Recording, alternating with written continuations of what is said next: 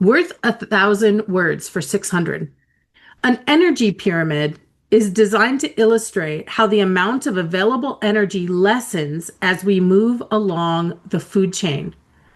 Every organism uses the majority of the energy it creates or consumes, only passing about 10% to the next level consumer.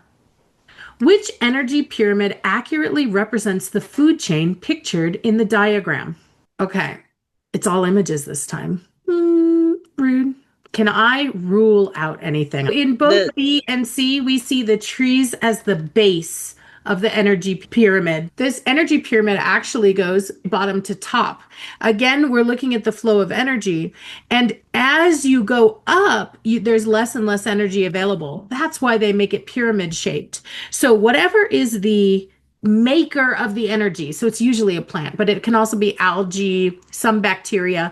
Whatever is making its own energy from the sun is actually always going to be at the base of an energy pyramid. And so right away from the start, I like B and C because there's the trees forming the base of where all our energy comes from. And that's why they choose the pyramid shape. yes, So I was that's reading from top down. the diagram. I was reading from the diagram when I said that, but Yes. you make So it it makes sense.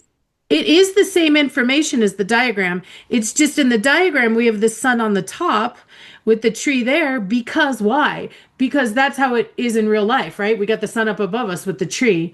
Whereas in an energy pyramid, what we're trying to represent is how the energy gets smaller and smaller with every layer, right? Because an animal will eat the trees, but it uses some of the energy. So only a little bit of it gets passed on to the next level. And then same thing, they use some of the energy, so only a little bit gets passed on to the next level, and so on and so forth. And so that's why they use that pyramid. So great. We've got B and C with the trees where they should be on the base.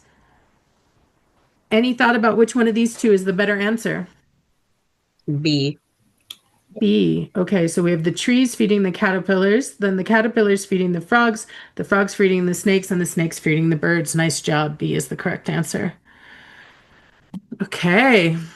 Well, I guess we learned something good. If you're taking notes, you should definitely put this in your notes. So, in an energy pyramid, the base are what we call the producers, whoever is making their own energy. And then everybody else is a consumer.